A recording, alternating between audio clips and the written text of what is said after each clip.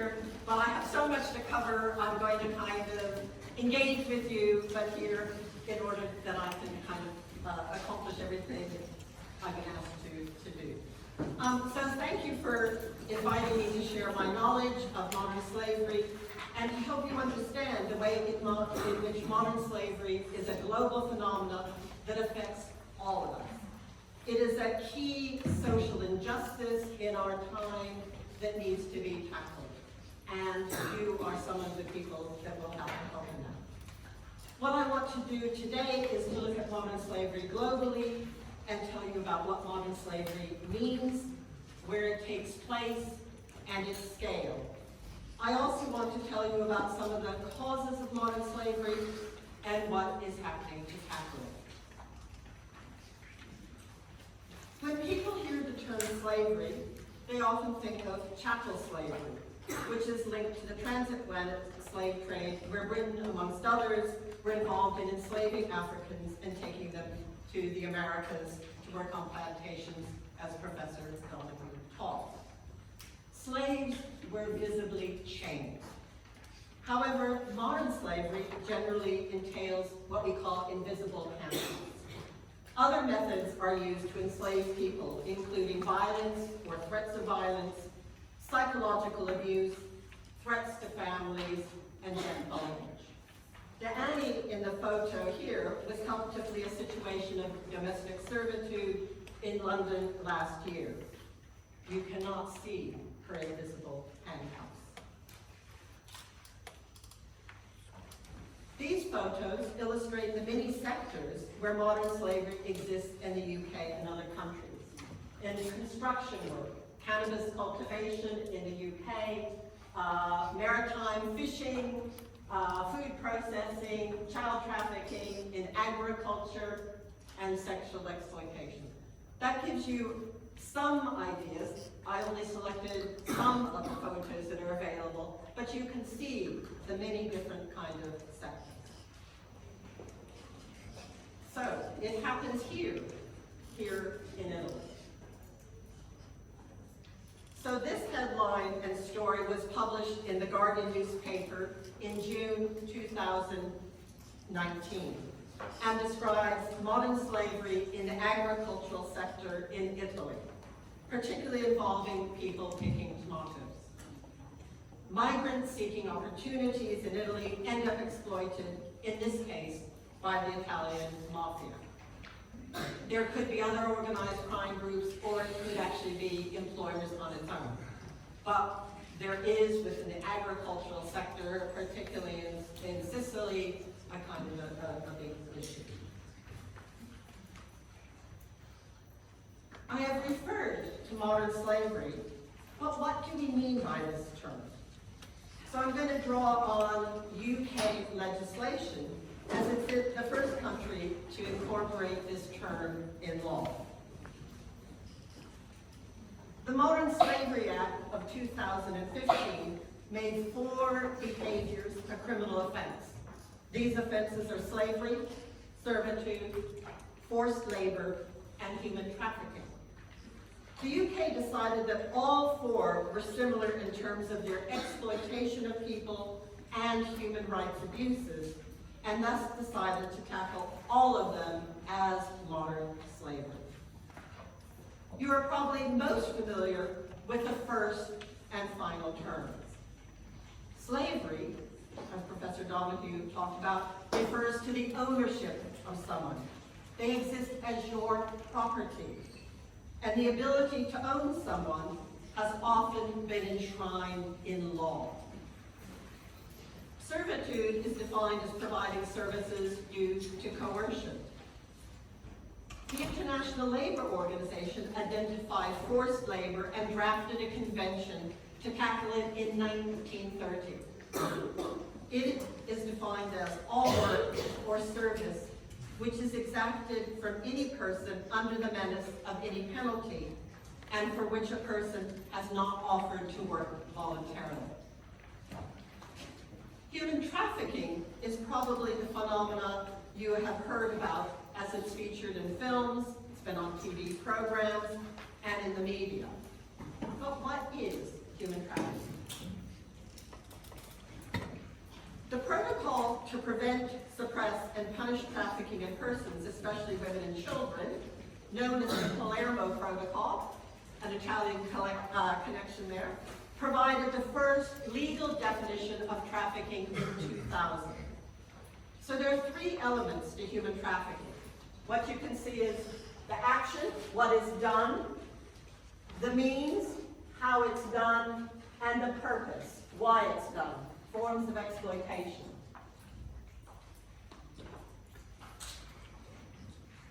So, police who investigate a case have to demonstrate all three elements for adults. So when they're seeing this person might be a potential victim of trafficking, they have to identify some means. Is there deceitful recruitment? Has somebody transported them? Who's harboring them? Who's facilitating this? Then they have to find some means. Have threats been used? Have they been deceived? Have they been coerced? How is that? Or positions of abusive position of vulnerability. And then they have to find some form of exploitation. So for adults, you have to show all three if the police are going to try to bring a case. For children, there's only two. You show an action, and you show the purpose.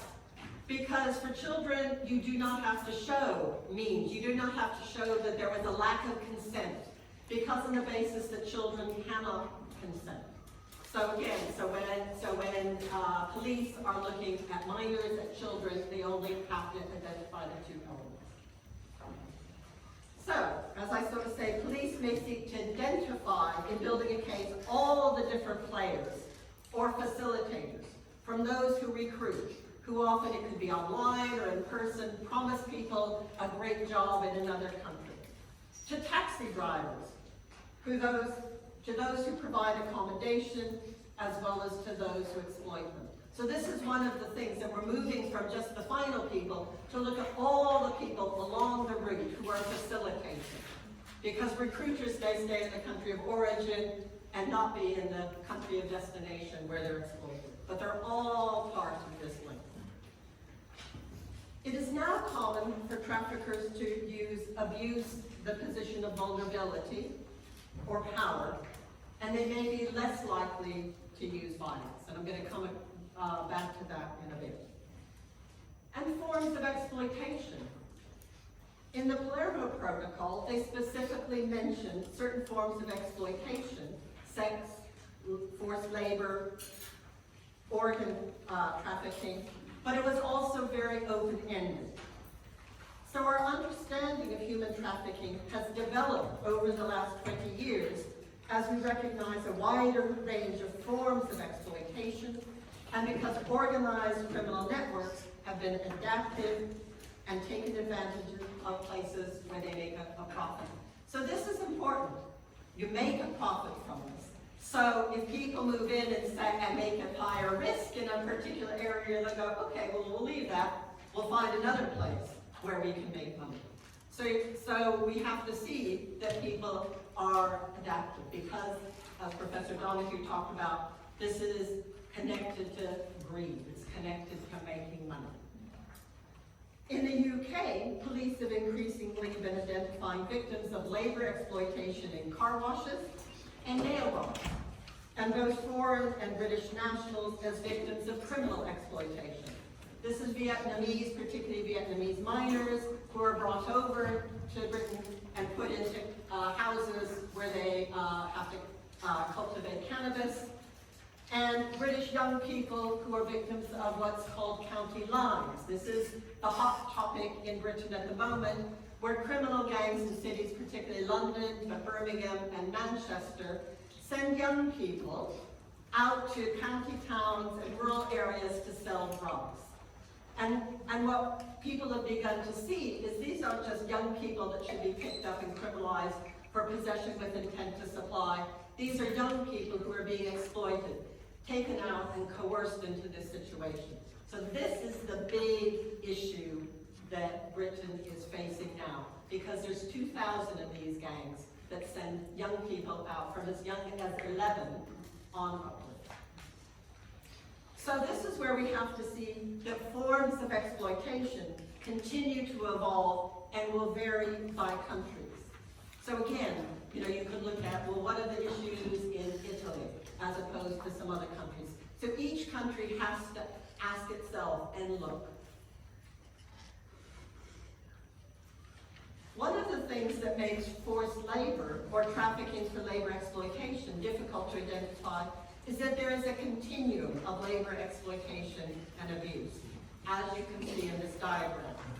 So that many people, including the police, may not see it, and victims may not understand they are being exploited and it's a crime. So it makes it very hard to identify. So this is one of the reasons why, if you look at statistics, it's much higher around sexual exploitation. It's both because that may be the thing that countries have made illegal, but it's also because people aren't looking or find it more difficult. One of the key issues is we need to see the differences between human trafficking and smuggling. And this is really important because these terms are often used interchangeably in the media, but they mean different things and they reflect different protocols introduced in the 2000 Convention on Transnational Organized Crime. Human trafficking may involve no border crossing or involve legal crossing.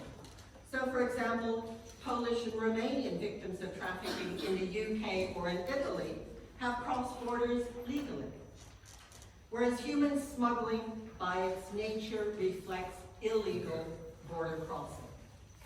People pay for the services to cross illegally. It's voluntary, whereas human trafficking involves coercion, deception, and exploitation. Human trafficking is a crime against the person, which involves a number of human rights abuses. You're not paid.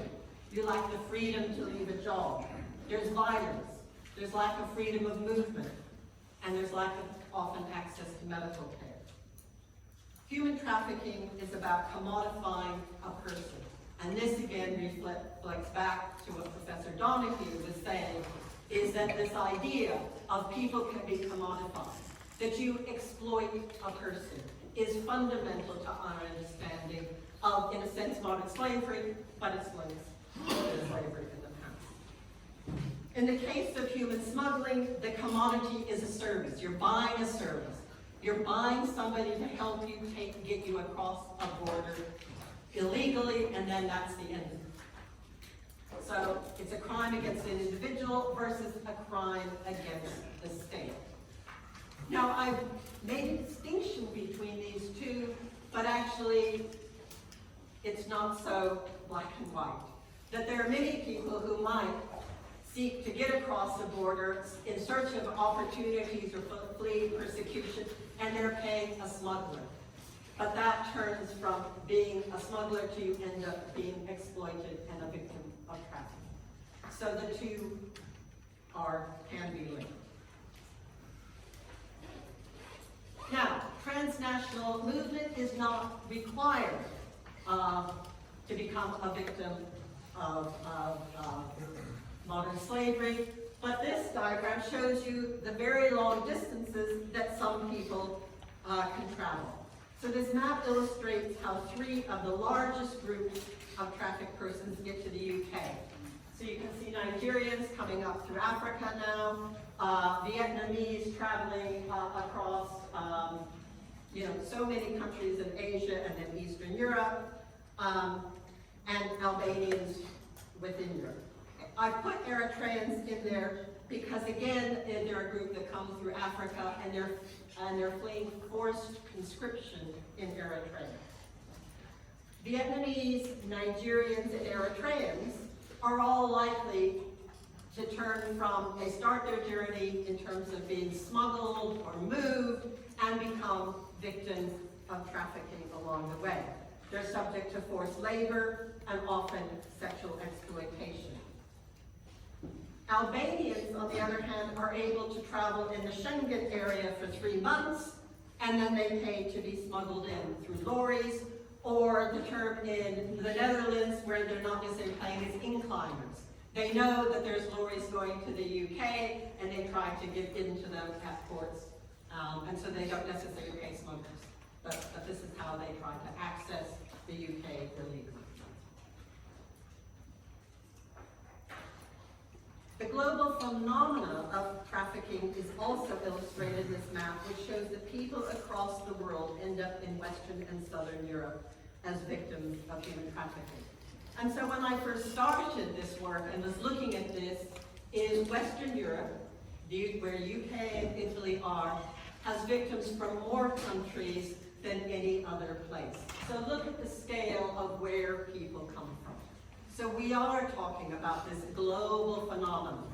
Because of this globalization, where there's easier means of transport, where people can see that there's opportunities, so you can see all of the countries that are sort of countries of origin, and then there's transit and being destined for people. But as I say, we need to remember that you do not have to travel across an international border to become a victim of human trafficking. In the first work I did on human trafficking in Peru in 2009, I found that most victims were trafficked within Peru, then across the borders to neighboring countries in South America, and finding others were trafficked to Europe. But so if we think about that, one of the things that's happened in the UK is as we've gotten more aware and look out, our figures of trafficking victims have changed. So in the last 2 years, the largest numbers of victims identified in the UK have been British citizens.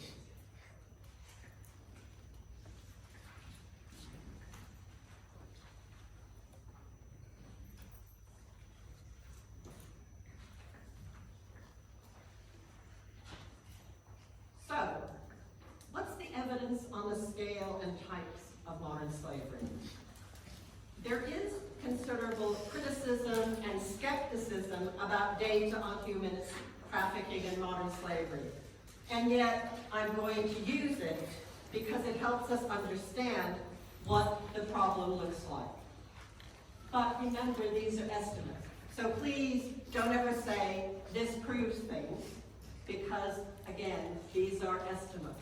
But they give you some understanding of this phenomenon. They are a helpful tool, as long as we don't get sort of tied up to say these show exact figures. So, the Walk Free Foundation, working with the International Labor Organization, produces a global slavery index. In its 2018 report, it said that 40.3 million people live in modern slavery, of which 24.9 are in forced labor, which includes sexual exploitation, and 15.4 million in forced marriage. And that might be a new one for you, and I'll come back and talk about that in a minute. So modern slavery includes women, men, and children. Modern slavery is a low-risk, high-profit crime.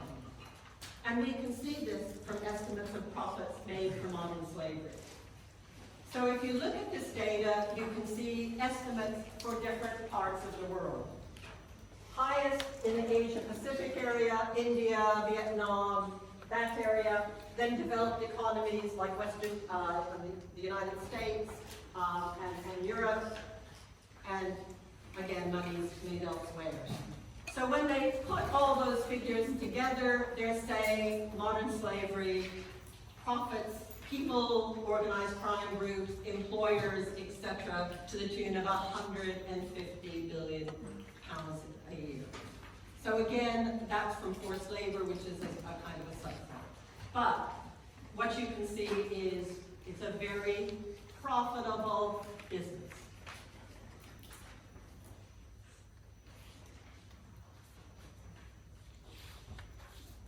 Modern slavery is a crime, but it's also linked to the operation of the economy and labor practices. So countries, companies, and consumers have an impact on modern slavery in supply chain that Professor Donahue referred to.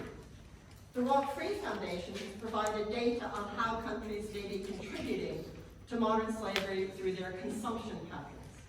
They have reviewed consumption of goods seen as a high risk for modern slavery.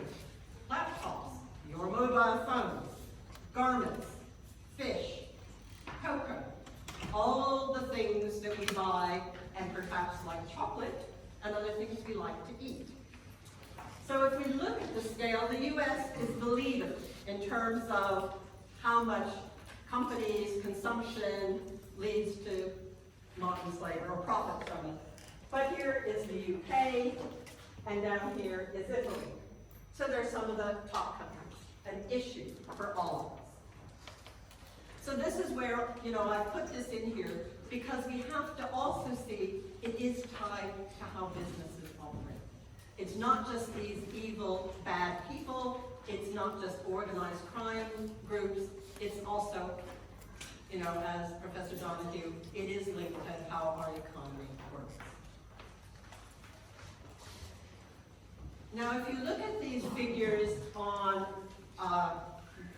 global estimates of modern slavery, the thing that might be of real interest to you is this idea of state-imposed labor. It's one you probably haven't thought about or come across before. So what is that?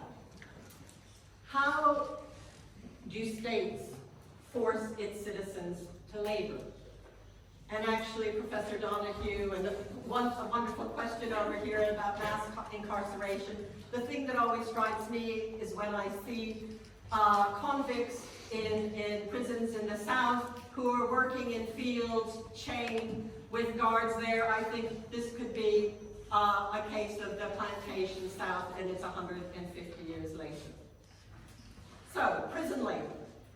Now, an interesting thing that happened to John Lewis, which is a department store in England and has worked hard to have ethical branding. Somebody pointed out that the Christmas decorations it was selling were made by Chinese prison labor. So they got caught out in terms of their supply chain. Eritrea is known internationally for its abuse of conscription. So all citizens, men and women, are conscripted, but your conscription doesn't end, which is why there is a huge flow of refugees, people leaving Eritrea because they don't want to be in the army forever. Forced labor for economic development can be illustrated with reference to practices in Uzbekistan and Central Asia. The country sent most of its school and college students into the cotton fields for up to 3 months a year, and the children have no choice. So this is the way that they're producing their cotton. If you have cotton that comes from Uzbekistan, it could be there's modern slavery in your supply chain. What this slide illustrates is that modern slavery has become a feature in many economic sectors, but if we dig into the sectors, it may be more prevalent where workers are invisible, like in domestic servitude and fishing and commercial shipping, or which uses low-paid, temporary, and often migrant labor, like the construction industry, hospitality, or where it's dirty and dangerous, like mining. Domestic workers are the largest group, and that's a key issue for us in the UK, as the government issues 16,000 overseas workers' visas annually, but they tie a worker to employers, and thus these workers are vulnerable to becoming victims of domestic servitude. In the Horn of Africa, a key concern is the treatment of its citizens who go to work in the Middle East, particularly domestic workers. So Ethiopia and Kenya have instituted a number of programs to try and reduce risk, like bilateral agreements, regulating recruitment agencies, and training for prospective workers about their rights and what to do. So if countries want to tackle human trafficking or modern slavery, they need to understand the risks. For example, where do police or labor inspectors need to put their resources? Data on forced sexual exploitation shows the prevalence of women and also that children make up a quarter. However, this underestimates the number of men or transgender people who are sexually exploited because police don't look. NGOs don't look. Forced marriage, I referred to earlier. The idea that marriage can also be a form of exploitation is relatively new. In these cases, it is often the family who is the beneficiary of selling a girl for a dowry. They are children and thus cannot give consent. Refugees like the Rohingya or Syrians may decide to marry their daughters given their perilous situation and to protect their family honor, often to older men for payment and without the girl's consent. The Boko Haram in Nigeria exemplifies the kidnapping of girls who are given to soldiers for marriage and exploited within this relationship. What do we know?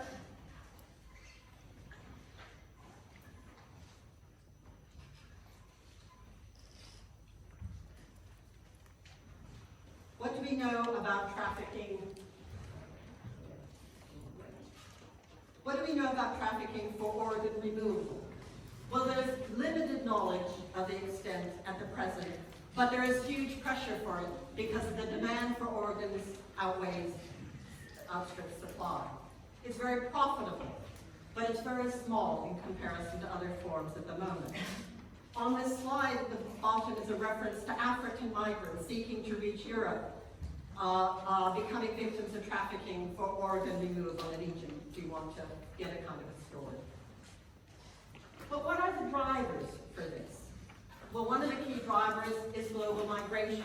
People seeking better opportunities, people seeking asylum and protection from persecution, people fleeing conflict, and people moving due to consequences arising from climate change. Migration policies.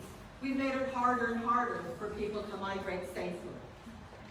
And yet, at the same time, in many countries, we want unskilled labor.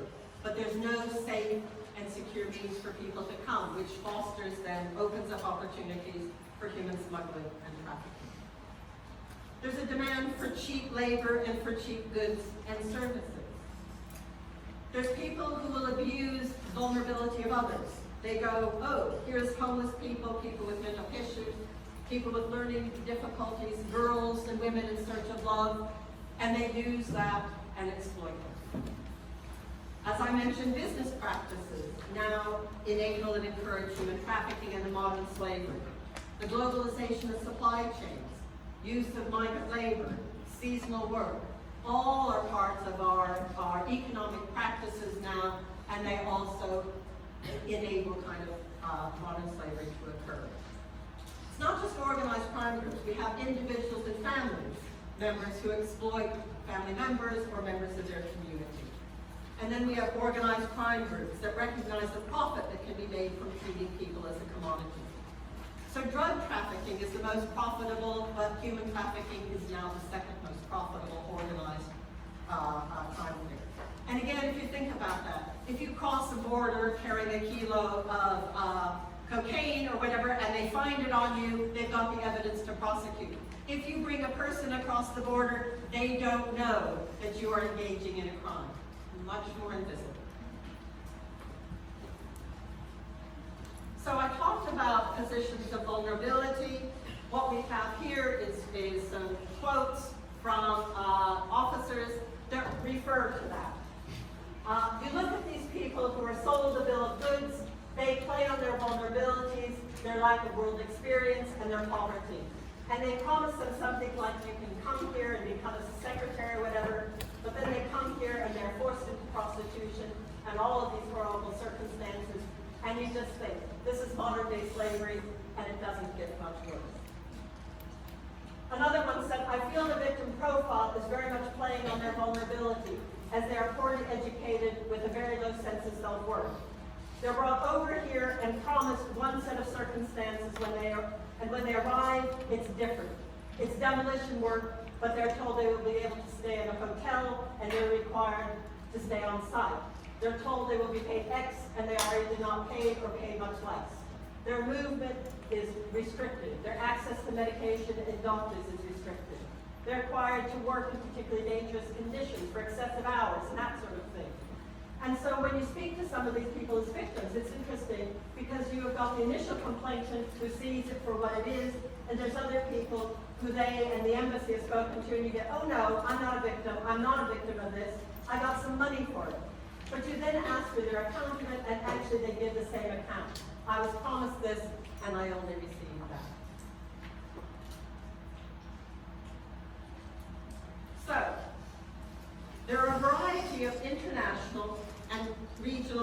international laws which provide the policy framework to tackle modern slavery.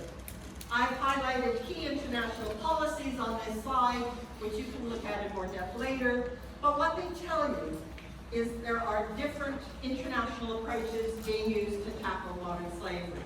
They include criminal justice, labor rights, human rights, development strategies, and migration policies. No one approach on its own can be effective. A more recent policy was UN Security Resolution 2331 and 2338, which responded in the way to which human trafficking was flourishing in armed conflict zones.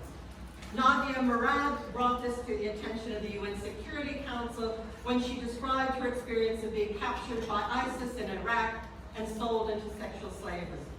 She was one of thousands of Yazidi women and girls sold into sexual slavery, which then helped fund this terrorist group. These resolutions have put this form of trafficking on an international agenda. In 2018, Nadia Murad was a joint winner of the Nobel Peace Prize. If you're interested in her story, here's a reference to her book that would give you further insight. There is not only international policy, but also policy at regional and national level. In Italy and the UK, our legislation has been influenced by the Council of Europe Convention Against Trafficking in Persons and the EU Directive. Both countries have national laws that frame our responses. The Modern Slavery Act in the UK not only made modern slavery a criminal offense, but it begins to hold companies to account in relation to modern slavery and supply chains. The Palermo Protocol called for states to adopt a 3 Ps approach, which encompasses prevention, protection, and prosecution. They later added a 4th P, partnership, as no one agency on its own can tackle the problem effectively, that you need partnership working. I want to start by highlighting a few different ways in which we can try and prevent modern slavery.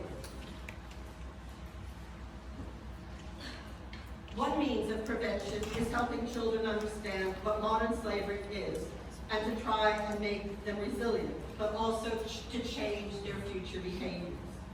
This slide relates to the work undertaken by the charity Just Enough UK, which undertakes workshops in primary schools in the UK, and to date has delivered these workshops to over 100,000 children. This slide illustrates the curriculum developed by Heart, a charity in Kenya that seeks to help children understand their human rights. So they start with a bigger framework, what are children's rights, and then raise awareness of human trafficking. So again, trying to help children understand their rights, but also risks. In many countries, charities work with local community leaders to raise awareness of human trafficking and to help build resilience in local communities, so families are not deceived about offers of work. In Nigeria, the Salvation Army is using returnees from Libya to highlight the dangers of seeking to migrate to Europe by way of Libya, as this is where human smuggling is transformed into trafficking. And some of you may have seen, or you can look up, that the CNN reported on Nigerians being sold by traffickers in slave markets. So this is happening in the 21st century. Another way is in the UK, the charity Stop the Traffic developed a campaign in conjunction with taxi drivers to make them aware of the issue so that they could be the eyes and ears and respond and seek to prevent trafficking where they had concerns about people who were riding in them. At the same time, they posted information. So there might be people there being moved around, and they could maybe take a picture of this and then call the helpline to seek assistance later on. One of the key ways in which different groups are seeking to reduce modern slavery is to change our consumption habits and patterns, like ensuring cotton in our clothing is not produced by forced labor, or the chocolate we eat is not produced by forced or child labor. I'm going to come back and talk about that in a minute, but we've got the video. Where's my person? I'm going to show you a little clip. And this is developed by Fashion Revolution to raise the issue about the garment industry.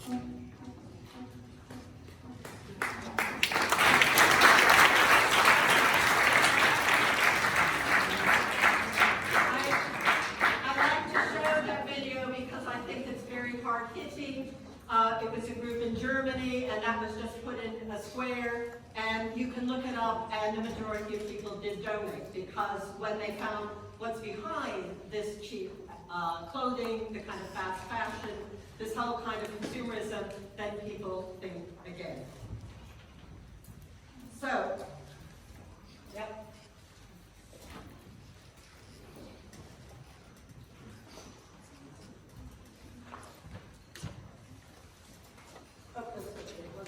Okay, I referred to chocolate.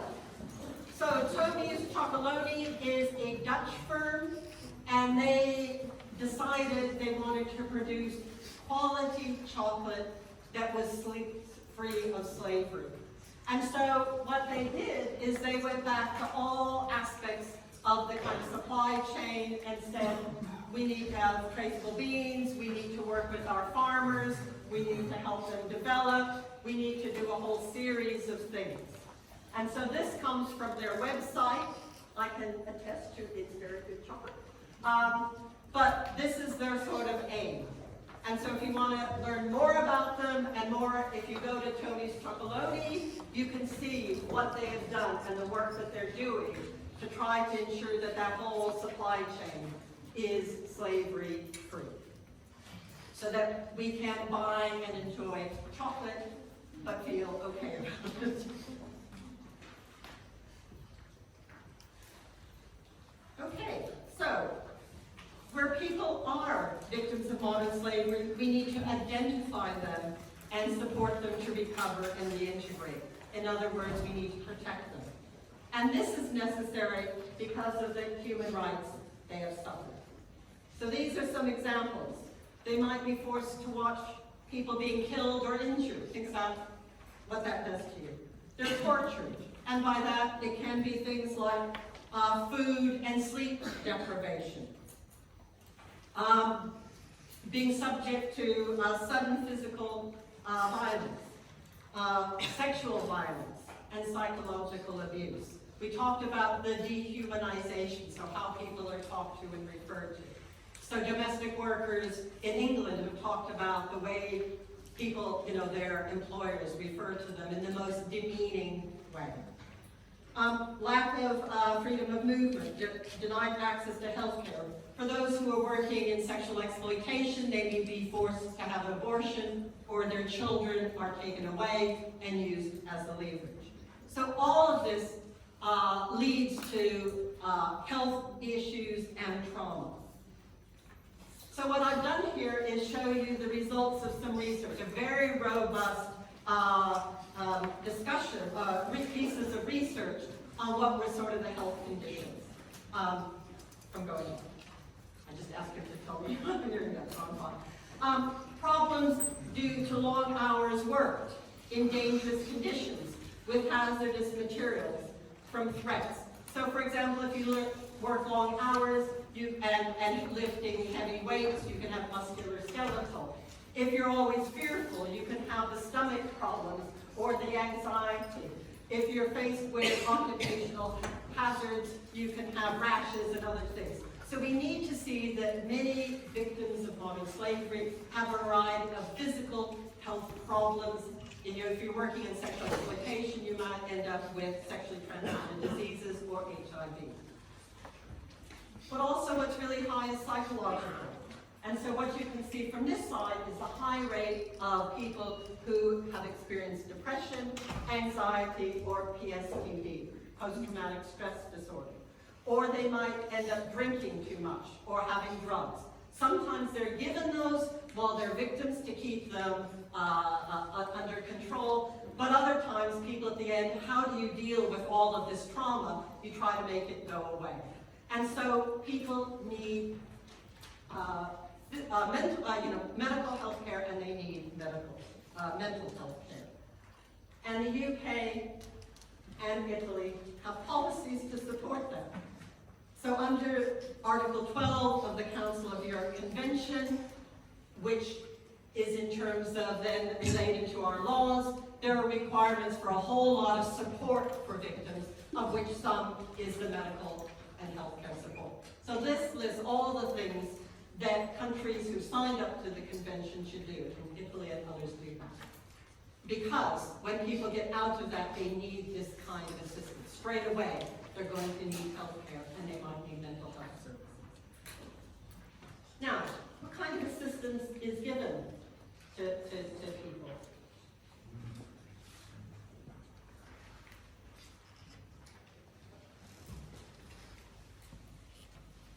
So, what I've done here is a comparison of Italy to the UK. So Italy has been very supportive and generous. Support's not conditional. Victims are not required to cooperate with law enforcement to obtain a residence permit. They're also given the opportunity to work or study, and they may end up gaining residence. The UK support is also not conditional on supporting and working with the police, but we are not so helpful. The support's given is limited in the time period and in people remaining and integrated. In other countries, support is actually conditional, like in the United States. You don't get it if you don't work with the police. And many people are too afraid because of the police in their own countries or what traffickers have told them. So they may not get the assistance they need. Protection in other countries can look very different. For example, Chab Dai in Cambodia and Hagar in Vietnam bring victims to a safe houses, and after a period of recovery seek to reintegrate them in their community, if it is safe, along with they provide some continued support. So remember, in countries that have different levels of resources or support, have different sort of models. And lastly, I want to talk about prosecution. As modern slavery is a criminal offense, a law enforcement response is very important in order to give victims justice and to act as a deterrent to turn from a low-risk and high-profit crime to a high-risk and low-profit crime. Police use a variety of strategies. The reactive ones are where they respond to cases that are identified by NGOs, immigration officers, police officers, or hospital workers. Proactively, police make use of intelligence gathering and data analytical skills to identify possible cases of trafficking. Most countries work only reactively.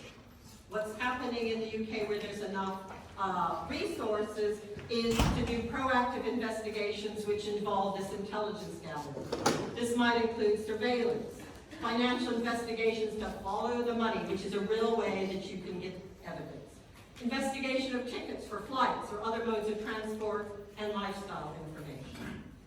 But police also seek to disrupt trafficking. So here's an example. In Kent and Essex, police were seeking to disrupt trafficking for sexual exploitation by bringing the use of premises for brothels to the attention of estate agents. So estate agents are renting out properties on behalf of their owners, and lo and behold, they're brothels. So the police show up and say, I don't think the owners really want their properties to be used. So this is how they try to close down some of these places where trafficking could occur. The police invite Her Majesty's Revenue and Customs to investigate possible tax evasion or non-payment of minimum wage. Where there's insufficient evidence to pursue a case of forced labor or trafficking for labor exploitation. So they're trying to bring in somebody else who can go after them for different sort of offenses.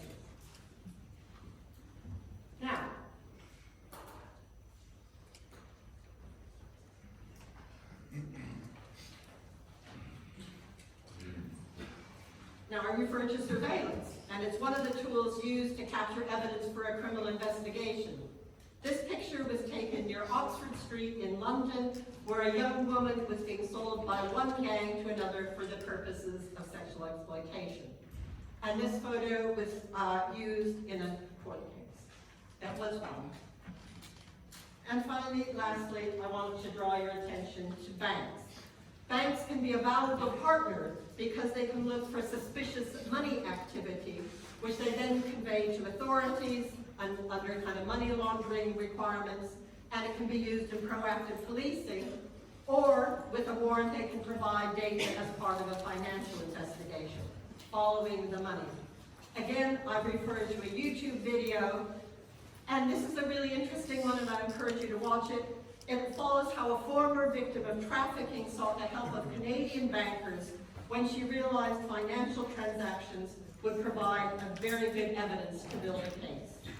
So you will get a really good idea of how banks can act as a partner to the police. I've tried in this time to give you a broad understanding of modern slavery and the responses to it. There is much to take in, and there's information on these slides, where if you wish, you can follow up as I've left them with now. So, thank you.